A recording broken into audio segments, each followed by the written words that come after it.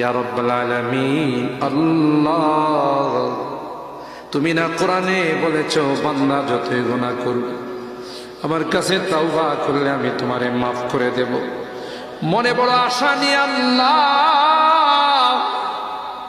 তোমার শাহী দরবারে ভিক্ষুকের মতো হাত বাড়াইলাম। তুমি যদি ক্ষমা না করো, কে আমাদেরকে ক্ষমা করবে? কে আমাদের মাফ করবে?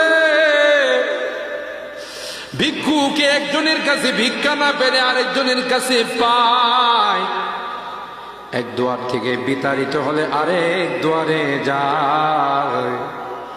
তোমার দরবার থেকে যদি মাহরুম হয়ে যায়, বিতাড়িত হয়ে যায়,